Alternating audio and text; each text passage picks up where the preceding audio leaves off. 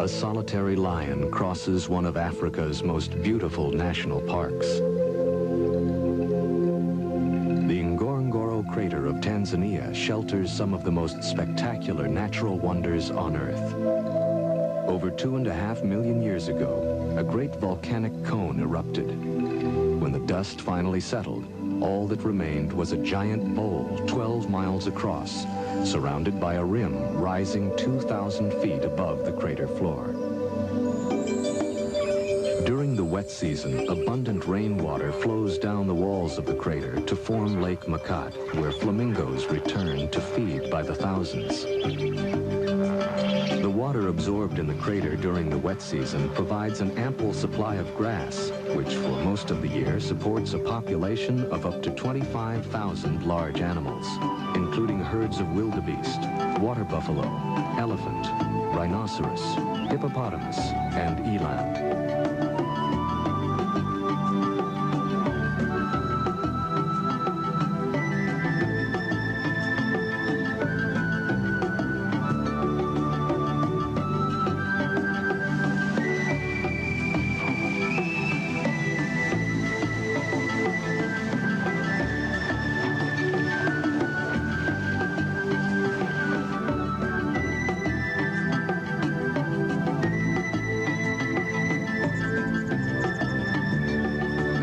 Of grazing animals provides the staple food for carnivores of the crater: jackal, hyenas, cheetah, and lions.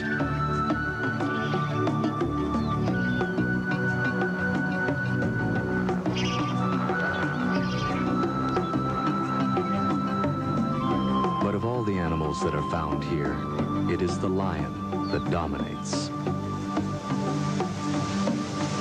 About 80 lions live in family groups, or prides, of 8 or more, spread evenly across the crater. From records kept over the past 20 to 30 years, it is known that the number of lions in the crater has remained about the same. The gestation period of the female lion is about 110 days. There is no special birth season, and cubs can be born throughout the year. Like most cats, lions usually sleep or rest during the day for up to 21 hours. They will even rest between periods of feasting on a kill. Some will climb into trees to sleep, draped over the branches, to avoid insects that swarm over them on the ground. Others, gorged with meat from a kill, will roll from side to side, seeking a comfortable position for the large meal bulging in their stomachs.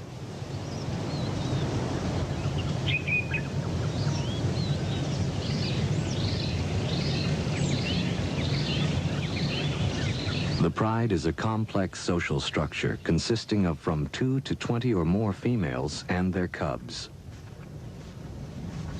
The females are related to each other and usually remain together throughout their lives, as they do most of the hunting.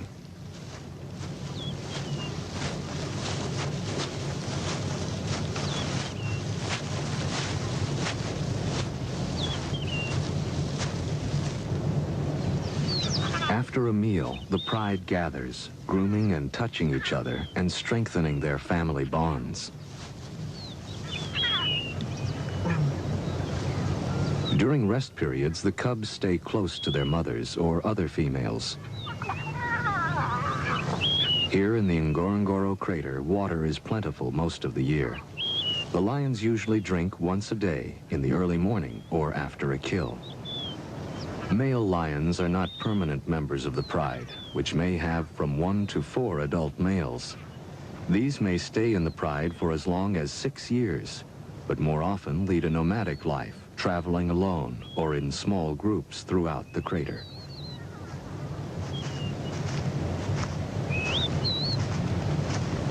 When hunting, the pride will either band in small groups or roam alone in search of prey.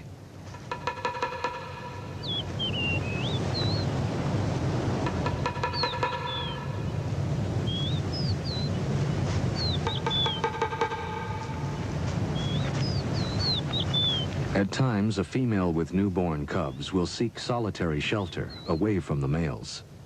No one is certain if she chooses to leave or is forced away from the close social structure of the pride. Lions have few distinctive markings to assist in recognizing other members of the pride, especially over long distances. Therefore, they must approach another pride member in a direct manner, without hesitation. Should an approaching lion of the pride seem unsure of itself, it may be attacked as if it were a stranger. If a lioness is attacked several times, she may become unsure of herself and eventually leave her pride.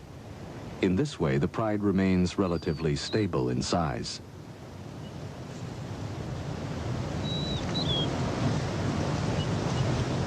Like most young cats, lion cubs spend a great deal of time playing. Their games of attack prepare them for the lifelong search for food. These two, a male and a female, are about a year old. The females are less temperamental than the males and show little reaction to mistaken identity. So most females remain with the pride, while the young males are eventually forced to leave. By the time they are 2.5 to 3.5 years old, young males are forced out by the mature males, who take over the pride for mating. And so the pride receives an infusion of new blood from the mature males, who fight for mating privileges. But in time, these males will be driven off by the younger breeding lions. Due to increased tourism, the lions have become accustomed to vehicles and to humans filming and observing their behavior. The camera crew has left the camera running while the young lions inspect the tires. They are distracted by a shout from the cameraman, who is more in fear for the safety of the tires than for his companions. Koi. Go on. Don't.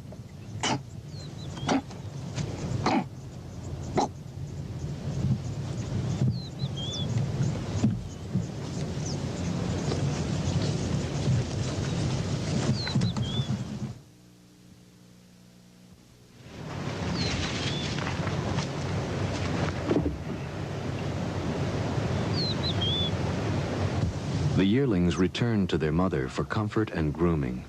In a few years, the male yearling may be driven from the pride by an older male seeking to stake a claim. The young male will then spend a few years wandering alone or with other young males.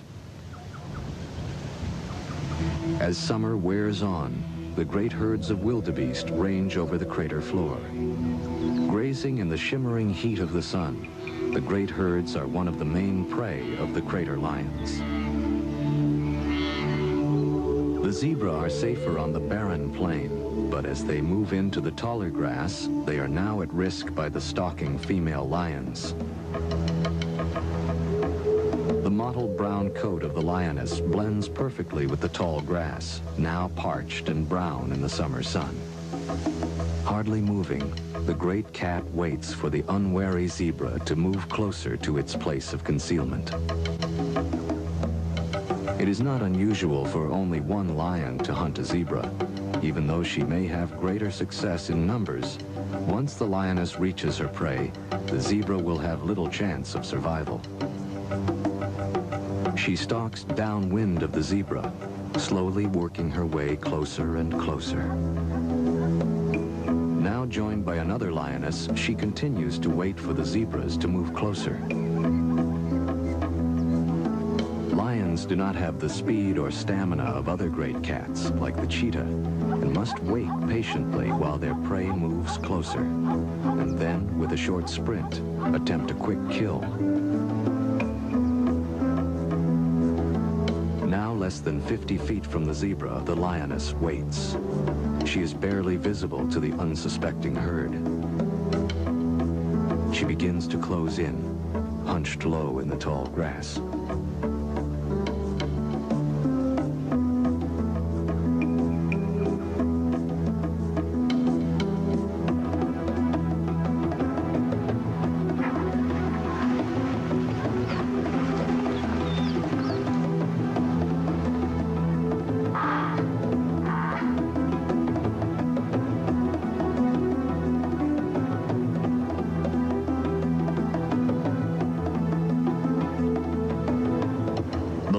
Pins the zebra to the ground. The rest of the pride begins to devour the still living zebra.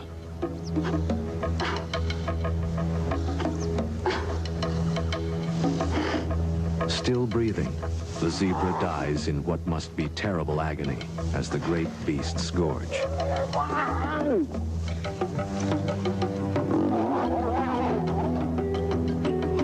Their stomachs filled, the lions clean each other by licking the still fresh blood from each other's muzzles and coats.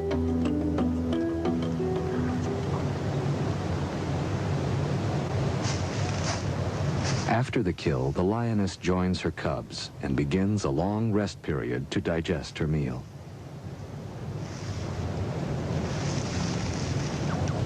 Some miles away, a second pride is preparing to hunt. Lions, like most carnivorous animals, live within a well-defended territory. This territory must contain a source of water and plentiful food and can encompass from 10 to 100 square miles. In the heart of the territory, the lioness is able to bear her cubs, protected by the other members of the pride. On this day, a water buffalo has been killed near an access road in the crater. Unconcerned by passing tourists' vehicles, the pride runs to the fresh kill.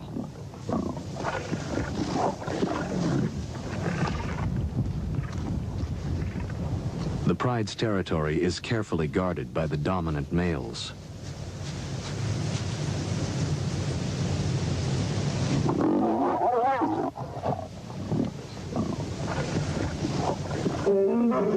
Roaring to alert trespassers, the male rushes forward, bellowing his rage to deter nomadic lions from entering his territory.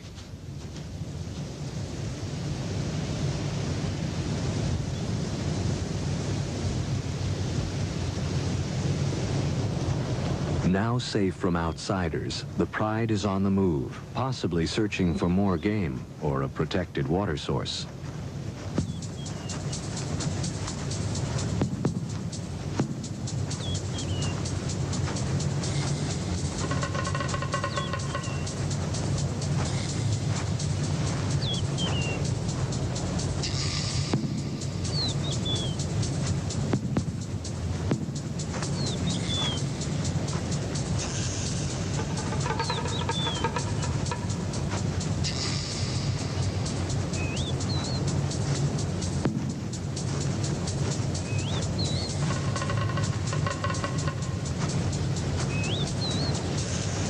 This pride has a large concentration of cubs and yearlings. Stretched out along the access road, they seem indifferent to time or distance as they slowly make their way, following the others.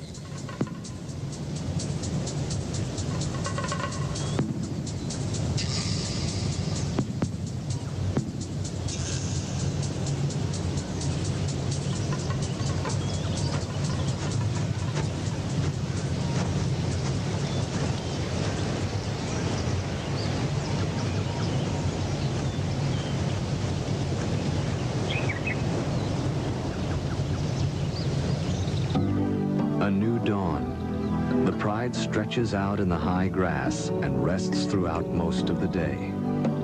It is difficult to determine why they have decided to move from one part of their territory to another. Even at rest, the females keep close watch over the young cubs.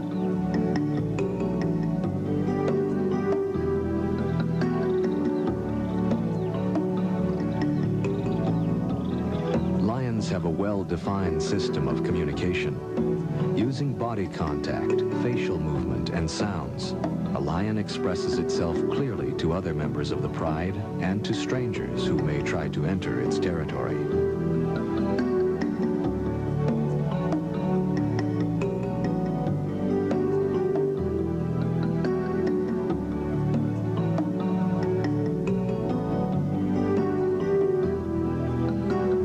As spring turns to summer, a flock of crowned cranes flies over a herd of zebra feeding on the open savanna.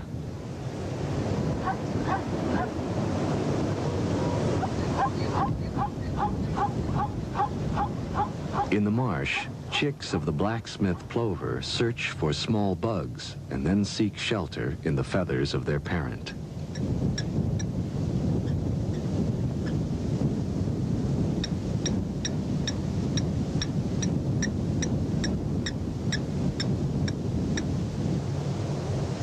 Emerging from her hiding place, a female and 3 very small cubs set out to join the pride.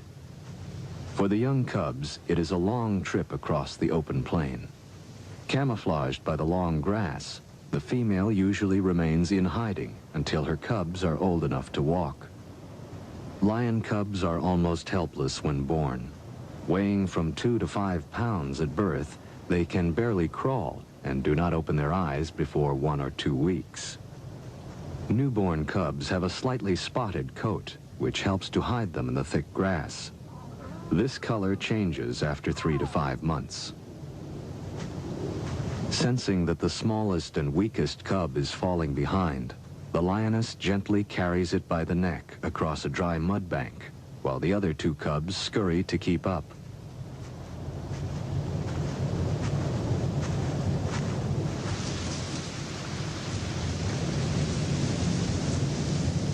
Slowly making her way past the others, she selects her spot.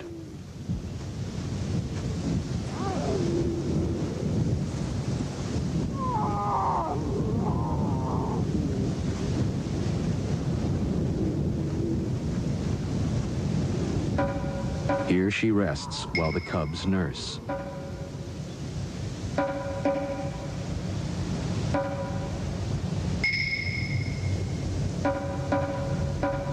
When several lionesses give birth at the same time, they frequently share the duties of raising all the cubs.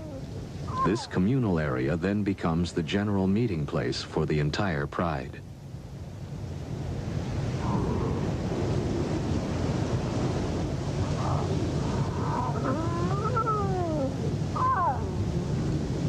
Communal gatherings allow all members of the pride to become acquainted with the cubs.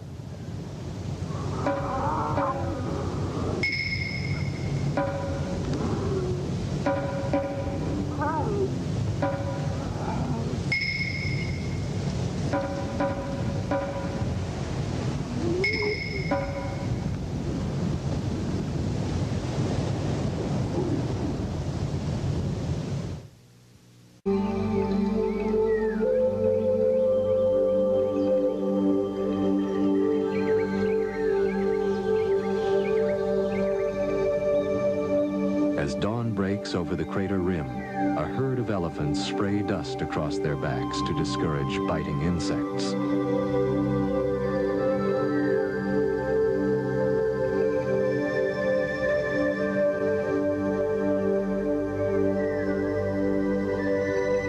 Along the edge of Lake Makat, a flock of migrating birds pause to feed.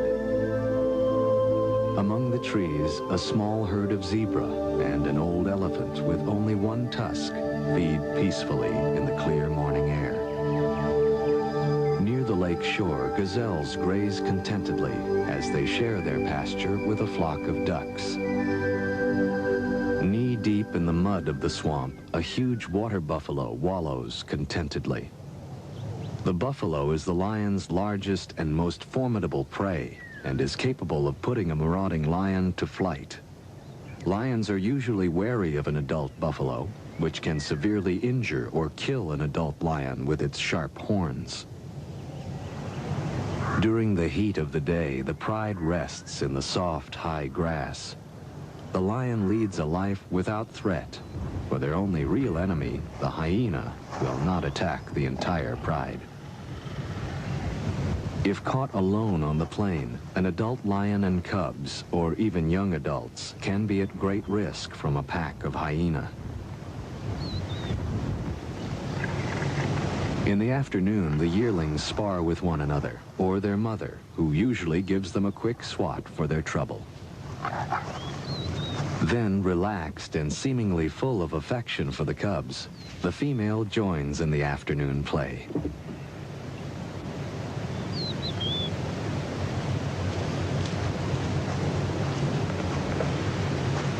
A young male and female of the pride also share in mock combat, which helps them sharpen their skills for real attacks as hunting adults.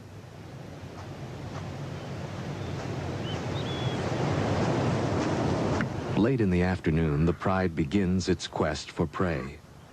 Separated from a small herd of zebra by the mud flats of a slowly drying lake, two females are forced to leap a small stream. Now the yearling male must also cross.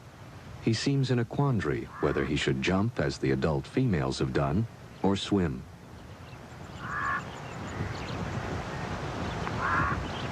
Most cats are excellent swimmers, but they will avoid the water unless it is absolutely necessary.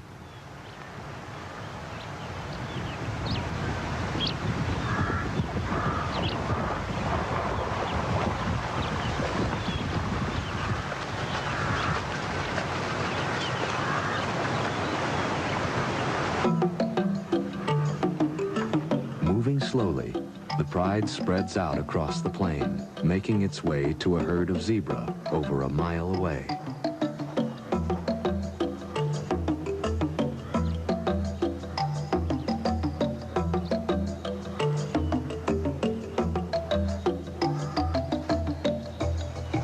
Screened by the high grass, the lions stealthily approach the zebra.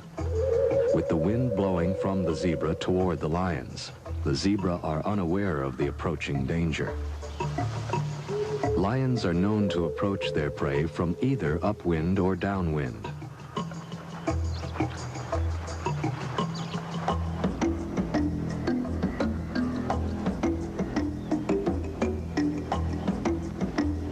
Time seems to stand still as the zebra slowly pass before one and then another of the crouching hunters.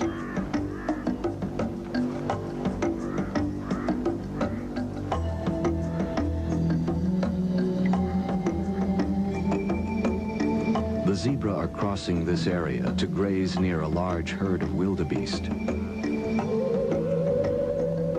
Now, one lioness begins to move toward the zebra. Nearby, the entire pride is waiting for the moment to charge.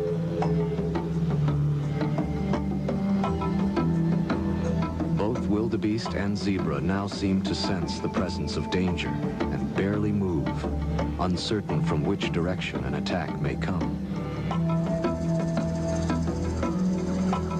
Then, as if spectators at a sporting match, the herd watches as the lion attacks.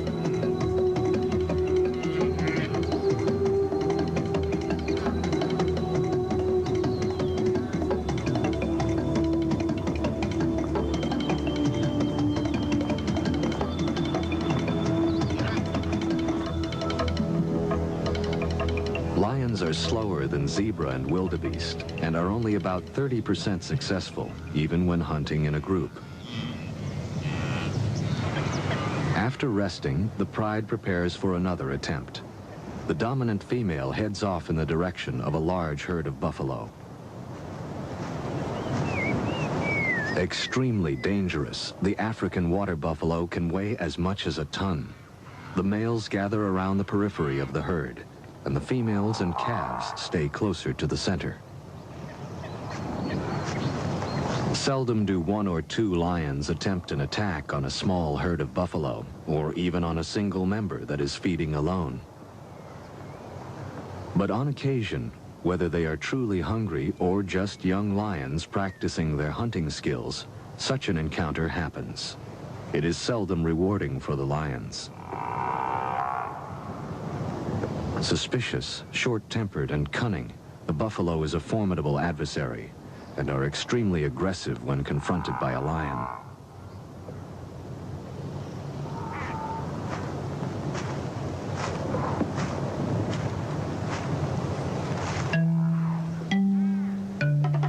In such short grass, the lions come as close as they can.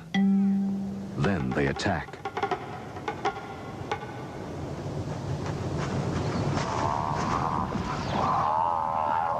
The buffalo are quickly outrun by the lions.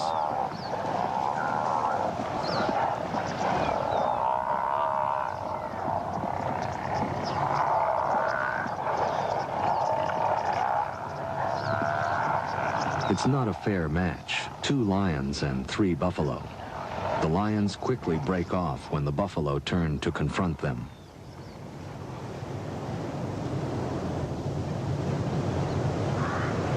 Closer to the lake, a larger herd is peacefully grazing.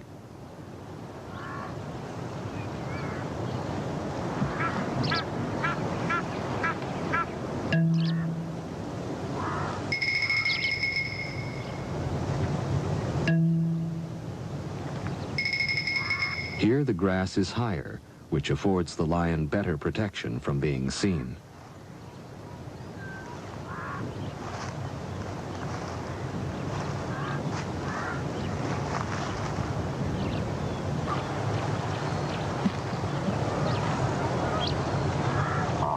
Working as a team, the pride takes up position along the edge of the buffalo herd and move in.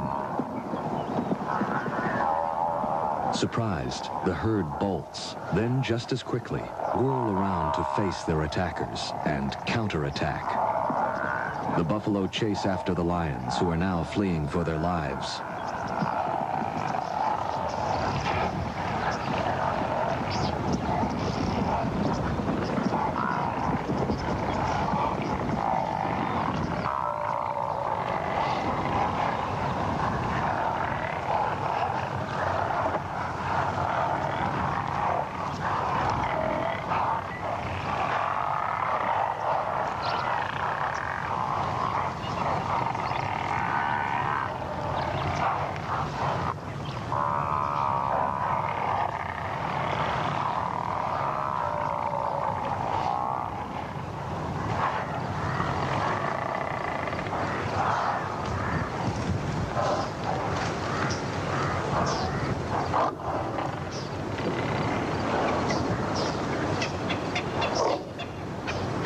Seemingly convinced that the danger is over, the buffalo move back to the marshy ground at lakeside. The lions, too, return to a less dangerous task. The lioness and her 2 yearlings, who have taken up sanctuary in a tree, also rejoin the pride.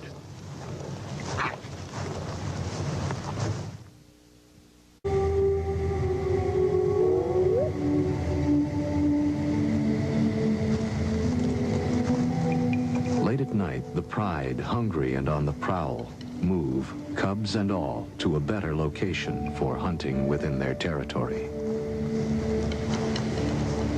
The dry season is well advanced, and the lake has lost nearly all of its water. Crossing the dry lake, the female carries one of her cubs, while 2 others try to keep up. Somehow, the pride passes too close to a herd of buffalo, who try to trample the lions. In a valiant effort to protect the cubs, the lioness dashes at the buffalo, and then runs back to her cubs, trying desperately to guide them to safety.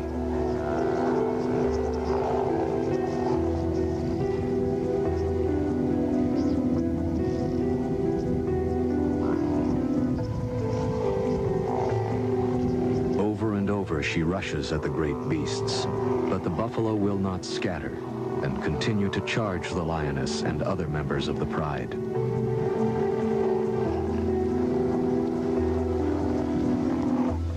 Dawn finds the savannah calm with no signs of raging buffalo. The pride has sought the shelter of a secluded spot.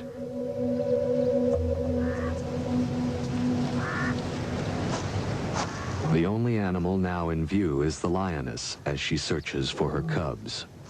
Time after time she calls, but the cubs have disappeared, trampled by the buffalo herd.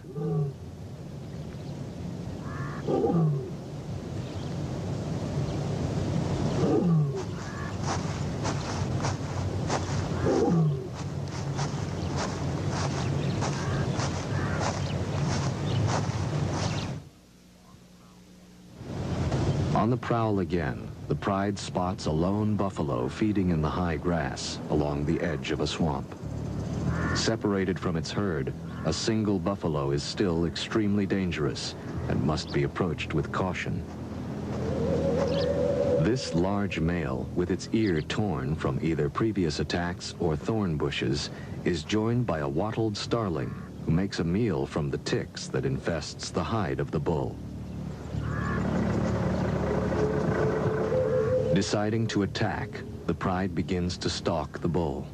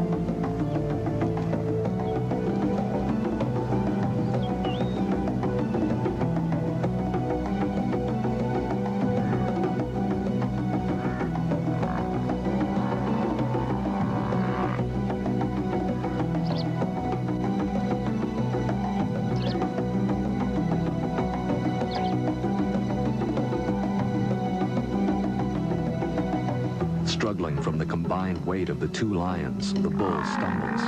The other lions leap on him, robbing the bull of its strength.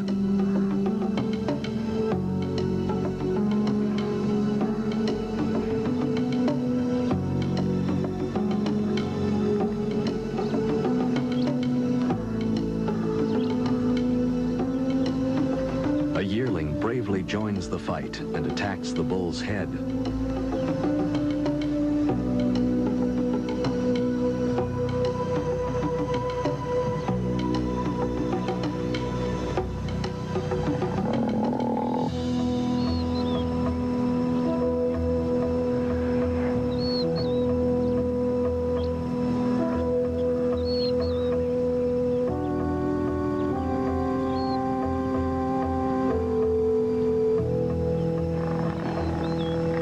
Other buffaloes approach to drive the lions away, but the lions are not easily dissuaded.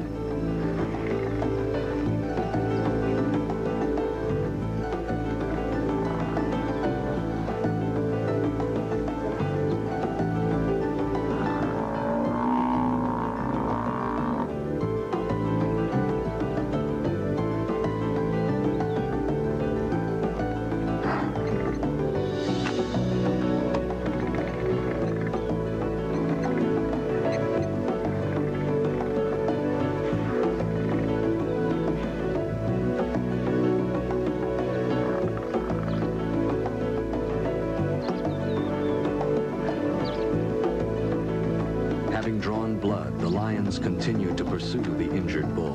Its weakened condition gives them a chance of making a kill.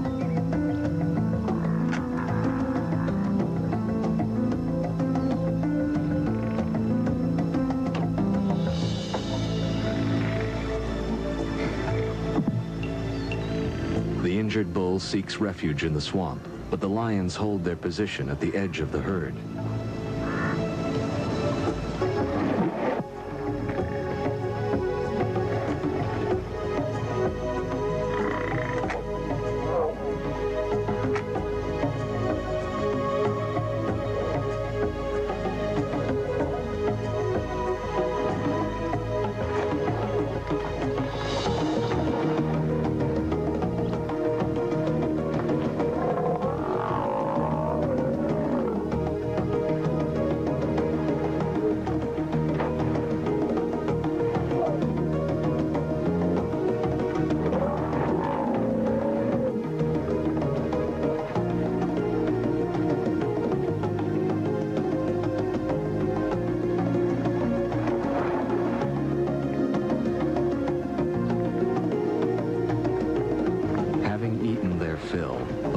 Leave the dead buffalo and head toward shore for a long rest.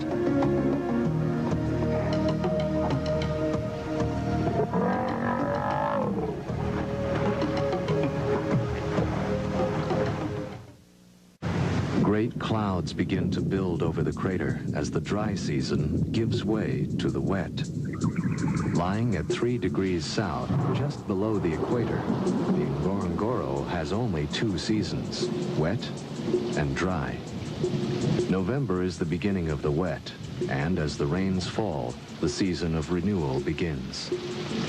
Now the entire crater ecosystem absorbs the life-giving moisture, and the parched ground bursts into life. For all of the animals of the crater, it is a time of patient waiting until the rains stop.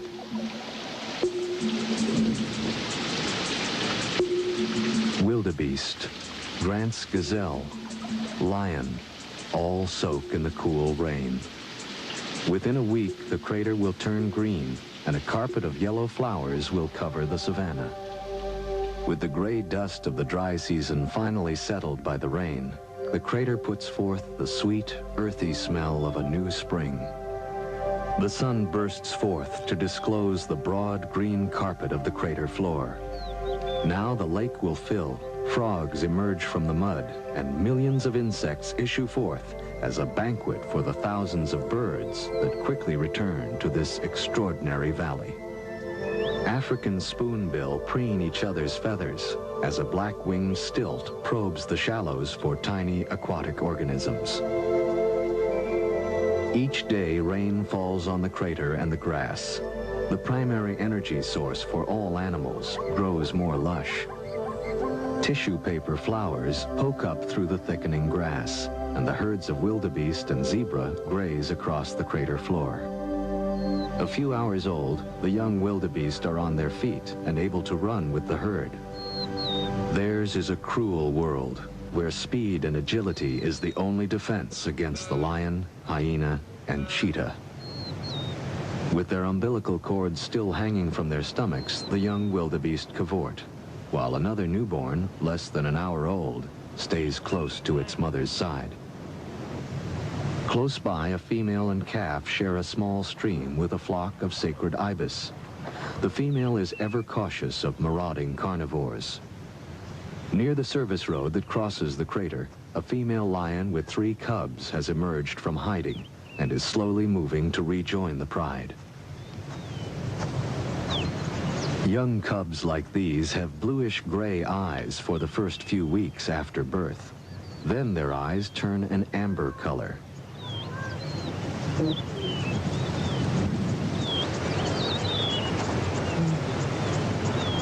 Between the periods of rain, the pride sleeps in the midday sun. Although cooler than the dry season, here at the equator, the days are warm and pleasant. With plentiful game, the lions are well fed and peaceful. Hidden from view of the pride, a young male has been in hiding for over a week, nursing injuries received during a hunt. Now it emerges, its hind leg obviously swollen with a festering wound.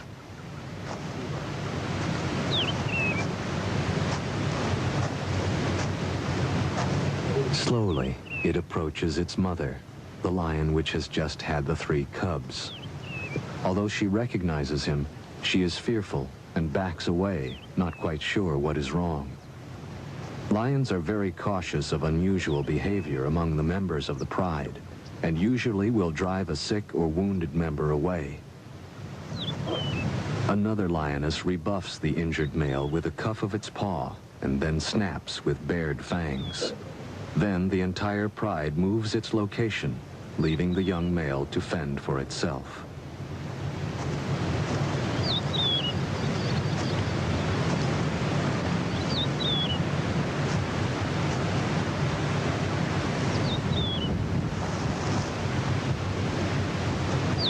So weak it can hardly care for its wound, the male is no longer able to live with the pride. At nightfall, the pride will leave the area, and the young injured male will be left defenseless against a hyena attack.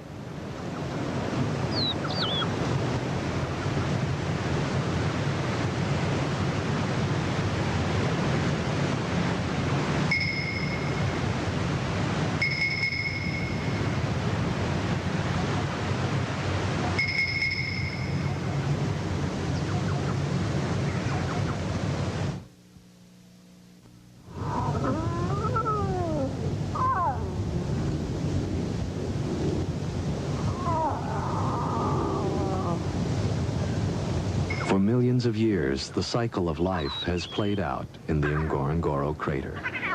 From its western rim, the land stretches out toward the Olduvai Gorge, where Lewis and Mary Leakey found the remains of some of man's oldest ancestors. Farther on, at Laetoli, Mary Leakey found footprints that were left in damp volcanic ash some 3,700,000 years ago by two-legged, upright walking primates, or hominids, possibly one of mankind's earliest ancestors. Looking at these prehistoric footprints, one can see where the 2 creatures, one possibly male and the other a female carrying a baby, had stopped and turned, as if sharing a moment of doubt. Man has shared the planet with animals for only a very short time.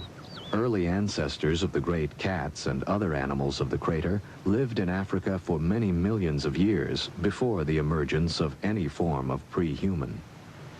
Yet in the last 100 years, man has so altered the environment that thousands of species of animals, birds, fish, reptiles, and plants are extinct. Today, the nations of Africa share a common dilemma. The need for more farmland has reduced the once great herds of wild animals that roam the continent. However, since the end of World War II, much has been done to establish national parks in order to save the remaining unique species in Africa. This is the legacy of the Ngorongoro Conservation Area.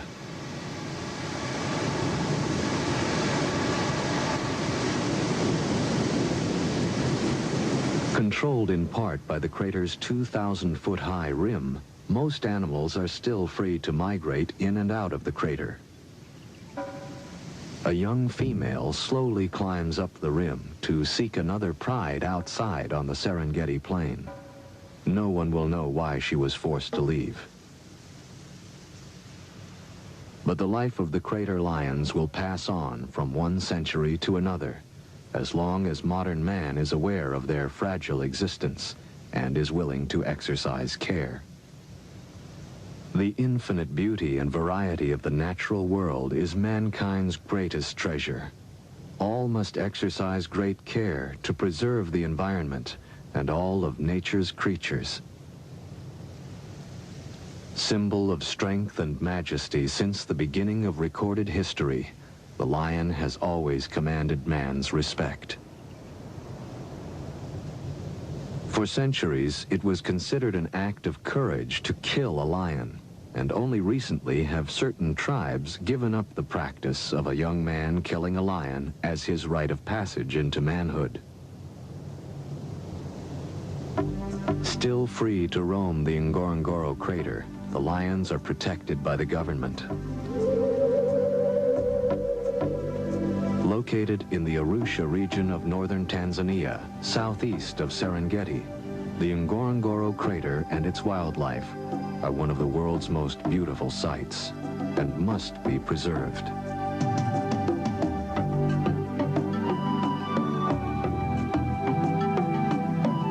Coming up next on the Discovery Channel, cunning and deadly rattlesnakes search for